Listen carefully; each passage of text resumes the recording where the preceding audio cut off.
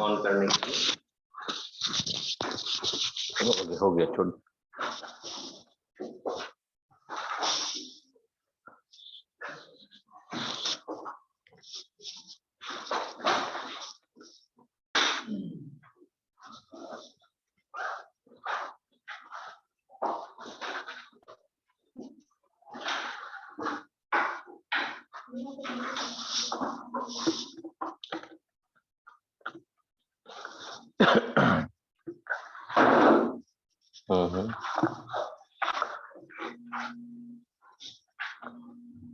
Recording in progress.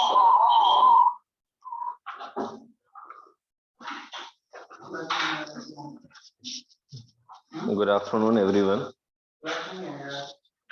Ahmad, Aman, Anjali, Anshika, Mustakim, Pragati, Shivangi, all are online. Sujit आ रहा होगा, Asif, Nilesh,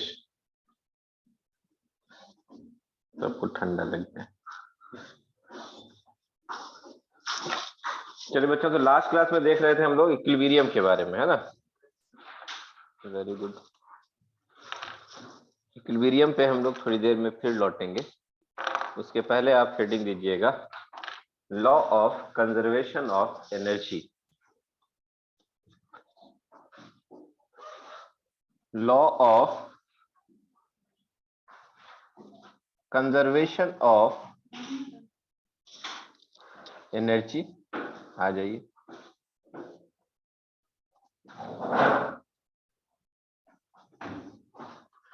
law of conservation of energy,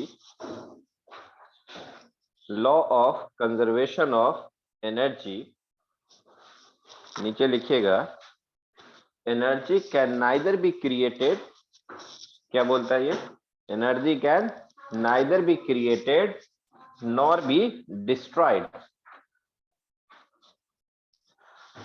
energy can neither be created nor be destroyed, comma, it only can be converted, it only can be converted from one form to another form, from one form to another form। Energy को ना create कर सकते हैं ना ही destroy कर सकते हैं, सिर्फ उसका फॉर्म को चेंज किया जा सकता है।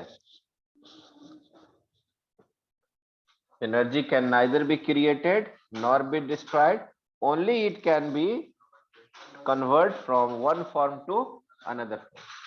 इसके अंदर अगर हम बात करें कंजर्वेशन ऑफ मैकेनिकल एनर्जी की, कंजर्वेशन ऑफ मैकेनिकल एनर्जी, तो आपको बताया था हमने कि मैकेनिकल एनर्जी दो तरह का, काइनेटिक एनर्जी और पोटेंशियल एनर्जी। तो अगर हम टोटल एनर्जी की बात करें, टोटल एनर्जी जिसको हम लोग टी से रिप्रेजेंट करेंगे, तो टोटल मैकेनिकल एनर्जी किसके बराबर होता है बच्चों, kinetic energy. We can write here kinetic energy, kinetic energy we can say EK plus potential energy, potential energy, it is represented by U। then we can write TE बराबर kinetic energy plus potential energy. we can write total energy को अगर हम E से represent कर दें एक letter में, kinetic energy को K से और पोटेंशियल एनर्जी को U से, तो ये टोटल एनर्जी बच्चों कांस्टेंट है। क्या है, कांस्टेंट है। इसका मतलब अगर हम टोटल एनर्जी में चेंज की बात करें, चेंज जीरो होगा। टोटल एनर्जी मतलब final energy minus initial energy का डिफरेंस तो टोटल एनर्जी जो है उसका इनिशियल और फाइनल सेम है, तो उसका डिफरेंस क्या होगा? 0। इसका मतलब डेल्टा टोटल एनर्जी की जगह पे kinetic energy plus potential energy का change 0। It means delta K change in kinetic energy plus delta U change in potential energy will be 0। Delta K मतलब काइनेटिक एनर्जी फाइनल वाला minus kinetic energy initial वाला plus change in potential energy final वाला potential energy minus initial वाला potential energy and that is equal to 0। तो यहां पे देखना kinetic energy final वाला पोटेंशियल एनर्जी फाइनल वाला ये दोनों प्लस है और काइनेटिक एनर्जी इनिशियल वाला माइनस है, इसको इधर लाए तो प्लस हो जाएगा और पोटेंशियल एनर्जी इनिशियल वाला माइनस है, इधर लाएंगे तो प्लस हो जाएगा। तो बताओ final kinetic energy plus final potential energy बराबर फाइनल टोटल एनर्जी होगा और initial kinetic energy plus initial potential energy initial total energy होगा। इसी को क्या कहते हैं बच्चों? Conservation of mechanical energy. Energy can neither be created nor be destroyed. Total energy remains constant. Change in total energy 0. Kinetic energy अगर change घटेगा तो पोटेंशियल एनर्जी बढ़ेगा, एक बढ़ेगा तो दूसरा घटेगा। Note it down.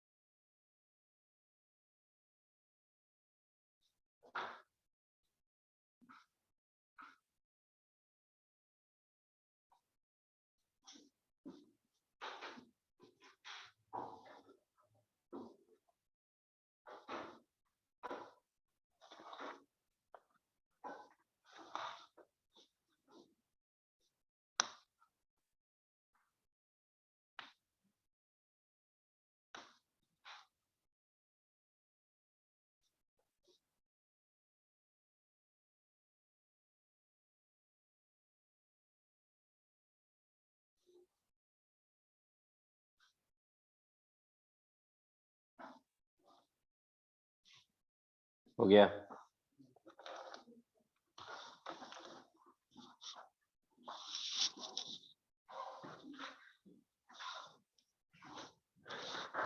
देखा जाए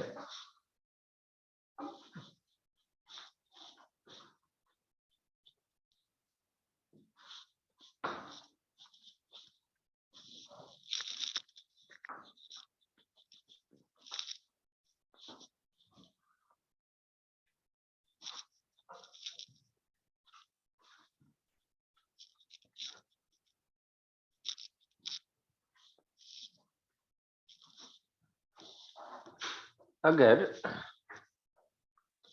ये ग्राउंड है, यहां से h हाइट पे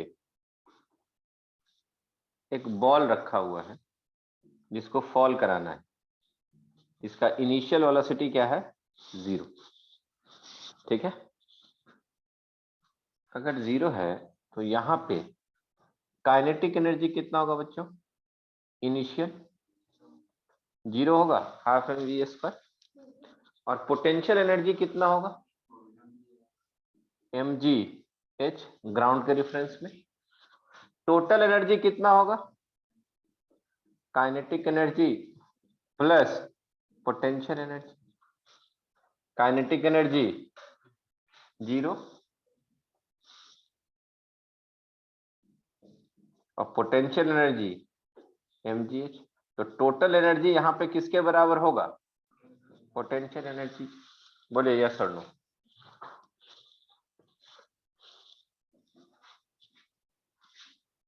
जब ये यहां पहुंचा, मतलब नीचे से h/2 कह दीजिए, चाहे ऊपर से h/2 कह दीजिए, आधे हाइट पे पहुंचा, तो यहां पे इसकी वेलोसिटी हो गई v। क्या हो गई? यहां पे इसकी काइनेटिक एनर्जी कितनी होगी?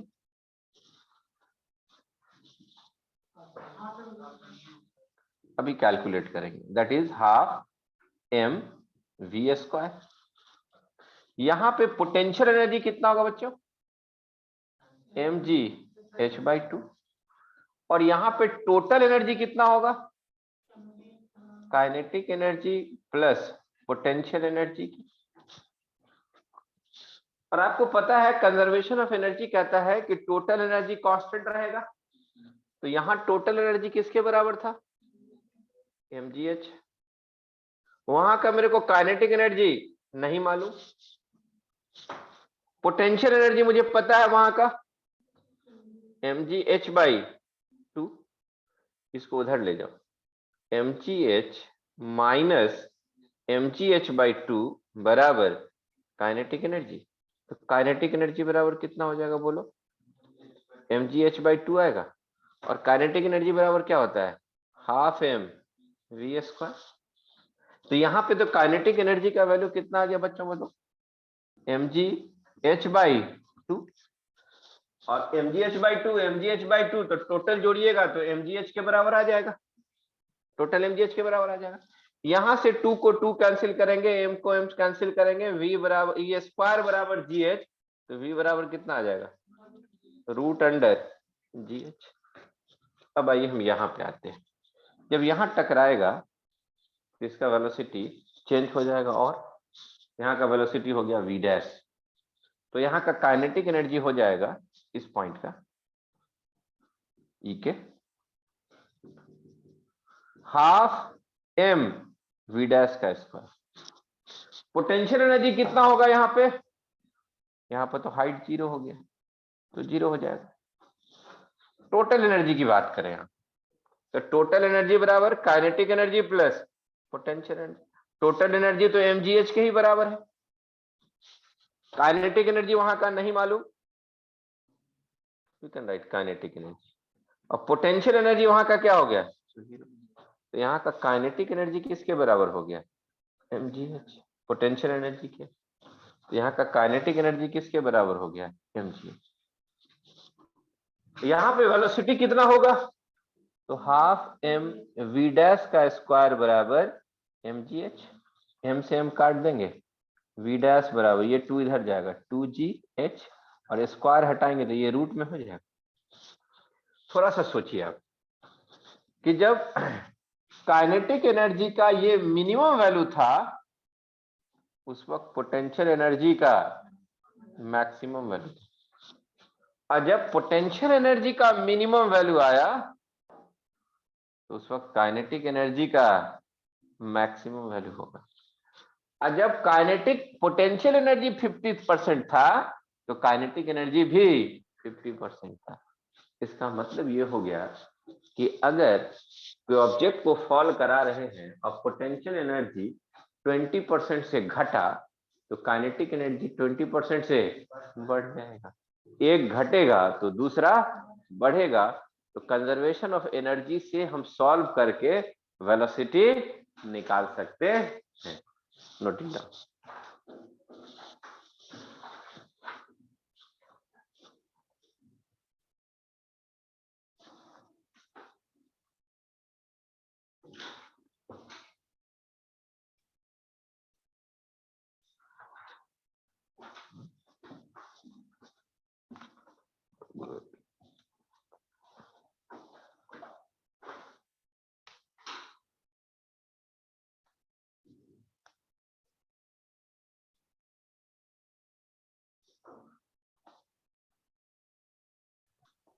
सर ऊपर का नहीं दिख रहा। ऊपर का नहीं दिख रहा है, ओके।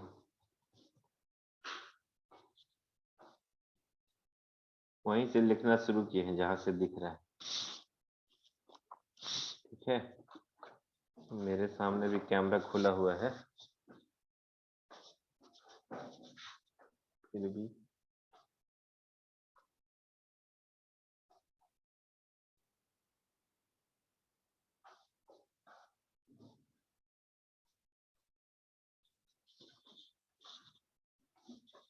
दिखा। Yes sir.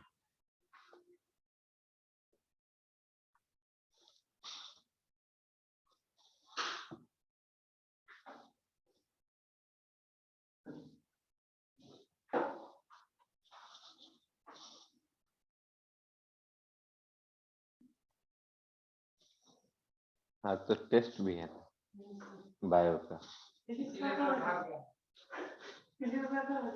अंशिका और अंजलि दोनों गायब है।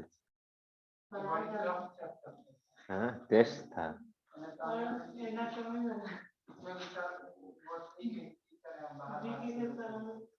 तो मतलब कहीं पे युद्ध करना है तो भाग जाओ मैदान छोड़ के।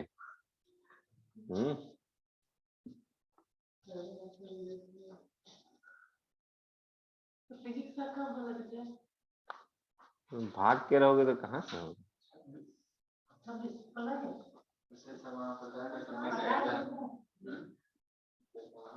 नहीं सर, आज ठंड बहुत है इसीलिए नहीं आए।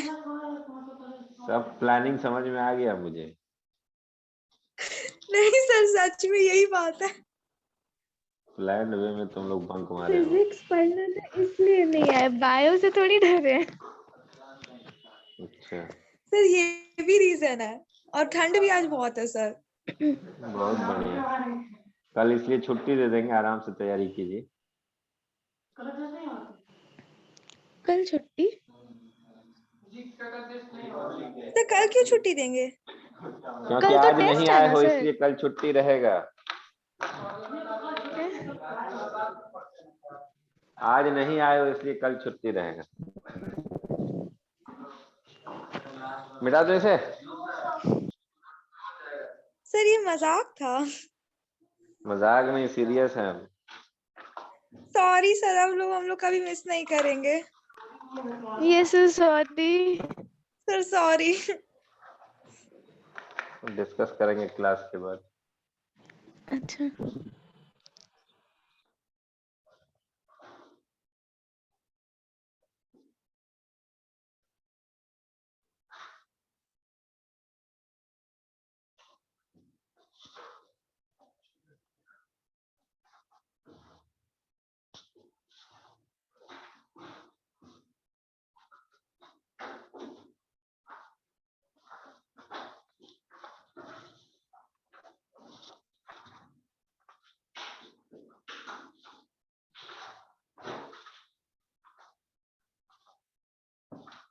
हो गया भाई।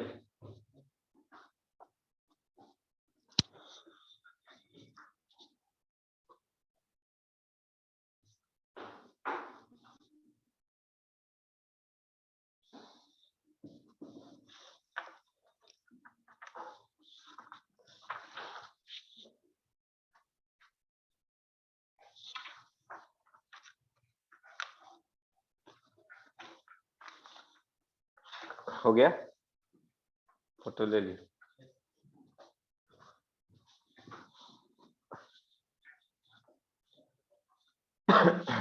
बताओ, अगर हमने एक रॉड लिया या एक डस्टर लिया और इस डस्टर को हमने ऐसे खड़ा कर दिया वर्टिकल डायरेक्शन में, इस डस्टर का लेंथ L है,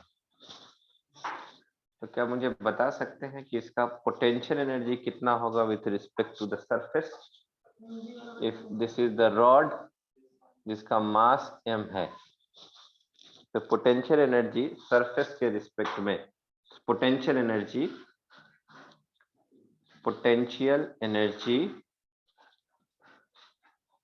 ऑफ ब्लॉक या रॉड, ब्लॉक है या रॉड है विथ रिस्पेक्ट टू सरफेस।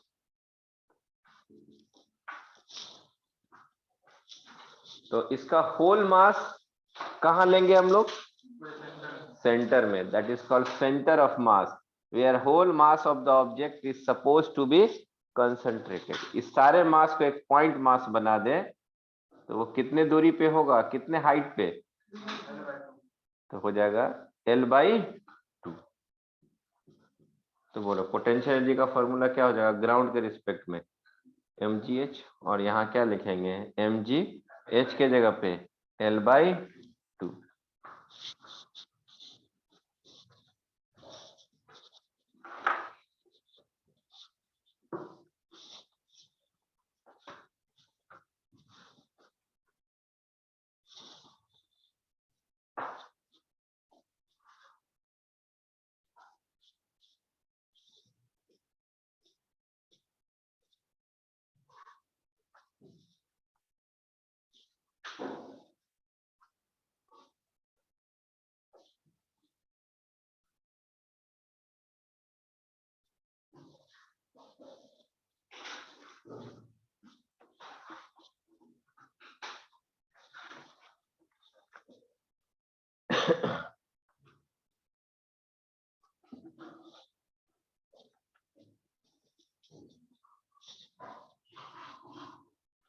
एक स्टार मार्क करके लिखिएगा।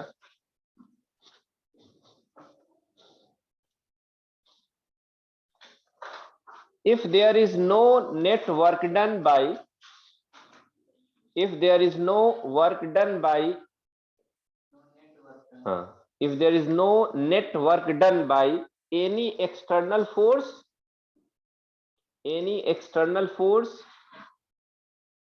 or any internal non-conservative force, or any internal non-conservative force, comma, the total mechanical energy of system, then the total mechanical energy of system is conserved,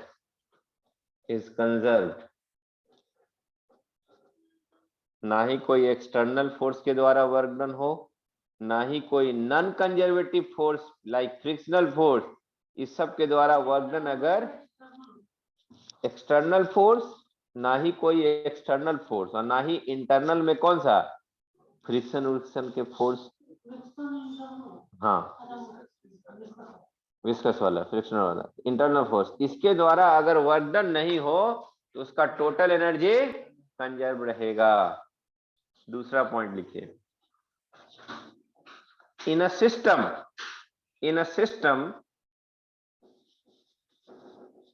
where external or internal force, in a system where external force or internal force, और internal में भी non conservative, तो फिर से sentence सुधारिए, सुनिए अच्छे से। In a system when external force, और in a system where external force, or internal non conservative force, नहीं जो लिखा रहे हैं उसे लिखो, in system where external force or internal non conservative forces do work, इसके ऊपर वर्क नहीं किया था, अब हम क्या कर रहे हैं, अगर उसने वर्क किया, then the net work done by these forces, then the net work done by these forces, then net work done by these forces becomes equal to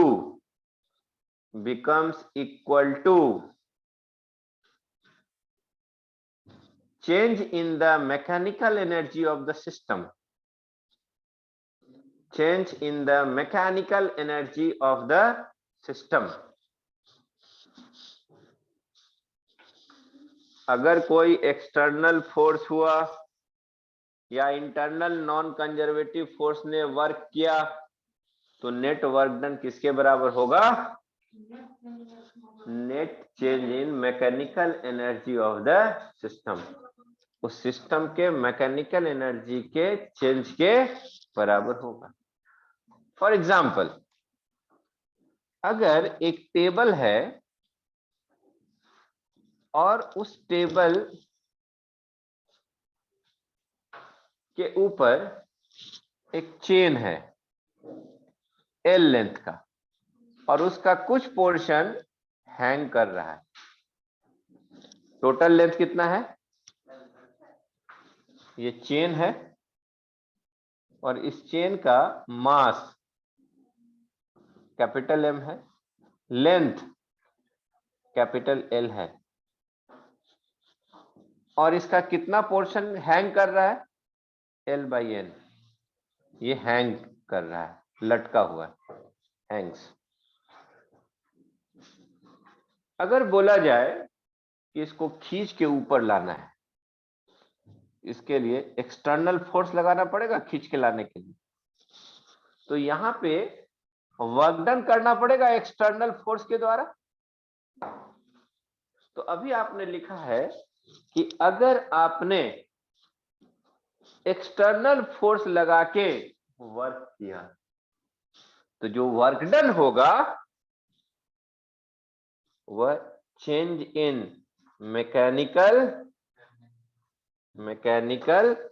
energy के बराबर हो, चेंज इन मैकेनिकल एनर्जी के बराबर होगा। ये बताओ, change in mechanical energy के बराबर होगा तो यहाँ पे delta kinetic energy plus potential energy लिखेंगे। ध्यान से देखना, ये रॉड अभी रेस्ट में है और मुझे फोर्स लगा के इसको खींच लेना है, फिर रेस्ट में लाना। इसका मतलब इसके जो काइनेटिक एनर्जी का जो चेंज और प्लस पोटेंशियल एनर्जी का चेंज, दोनों की बात करनी है मुझे, यस और नो। और चूंकि रेस्ट में ही है तो जीरो हो जाएगा। इसका मतलब हम जो यहाँ पे वर्क कर रहे हैं, एक्सटर्नल एजेंट के वजह से जो वर्क डन हुआ, वो work done change in potential energy के बराबर होगा। बोलिए। चेन लटका हुआ था, रुका हुआ था, कोई मोशन था, वेलोसिटी जीरो, खींच के ले आके उस पर ले आए टेबल पे, फिर रेस्ट में। हमें उतना ही लाना है जितना इसको लाके छोड़ दे उसको, तो initial final kinetic energy zero, तो जीरो हो गया, तो पोटेंशियल एनर्जी के चेंज के बराबर होगा। अब बताओ कि अगर मैंने इसको इधर खींचा तो पोटेंशियल एनर्जी में कितना का चेंज हुआ होगा? तो ये बताइए, ये जो हैंगिंग पोर्शन है उसकी अगर हम बात करें तो टोटल लेंथ जो है रॉड का वो कितना है? बोलिए। यहाँ पे हमने उधर मिटा देते हैं, मेरा काम हो चुका है। ये तो हमने देखा कि चूंकि रॉड का एल लेंथ है और उसका मास है एम, इसलिए यूनिट लेंथ का मास एम बाई एन, इसलिए हैंगिंग मास कितना है? एल बाई एन, उसका mass M by L into L by N, काट दीजिए, कितना होगा? M by N. ये जो मास है वो कौन सा मास है? हैंगिंग मास है। कौन सा मास है? हैंगिंग मास है। ये बताओ, हैंगिंग मास जो लटक रहा है चेन, उसका मास है स्मॉल एम। वो एम कहां होगा? यहां से यहां में, बीच में होगा, यहीं पे इसका हैंगिंग मास होगा एम। अब मुझे इसको, इस पूरे चेन को उठाना है, तो पूरे चेन का मास कहाँ है? यहाँ है। इसको उठा करके, इसको उठा करके अगर हम टेबल पे ले आए, इसका मतलब पूरा चेन आ गया। इस पूरा हैंगिंग मास कहाँ है? बीच में। तो अगर इसके सेंटर ऑफ मास को अगर हम ऊपर लेके चले आए, इसका मतलब पूरा का पूरा रॉड आ गया। तो ये बताइए, इस मास को यहां से यहां ले जाना है तो डिस्प्लेसमेंट कितना होगा, कितना हाइट आप उठाओगे? ये टोटल लेंथ कितना है? L/n, उसका ये आधा होगा L/2n। इसका मतलब क्या हुआ कि अभी आपने जो लिखा work done by the external agent जो होगा वो चेंज इन पोटेंशियल एनर्जी के बराबर होगा। तो आप पोटेंशियल एनर्जी में चेंज कितना ला रहे हो? mgh, और यहां h कितना लिखोगे? L/2n। और मुझे बताओ m को क्या लिखोगे? हैंगिंग मास का मास। तो capital M/n g into L/2n। तो बोलिए work done by the external agent कितना हो जाएगा? Capital M g L/2n square. ये नीट का, जेई का फेवरेट क्वेश्चन है ना? आउट टेस्ट में आएगा। अब क्वेश्चन क्या पूछा जाएगा? देखो एकदम बिना पेन छुए हुए आप इसका आंसर कर दोगे। बोलेगा L/3 पोर्शन हैंग कर रहा है तो उसको खींचने में कितना वर्क करना पड़ेगा? L/3 कर रहा है, इसका मतलब L/n, और n का वैल्यू 3 का स्क्वायर 9 2 जा answer mg/18।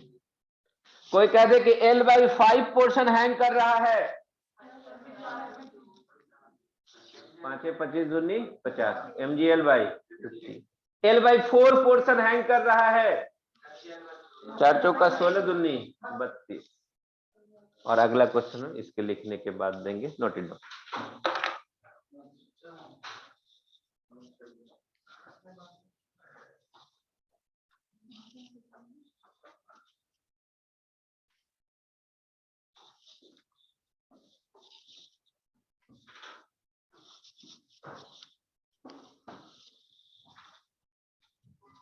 Like, share and subscribe. Session को करो एंड, नया सेशन करो शुरू। You can take the screenshot everyone. चलो।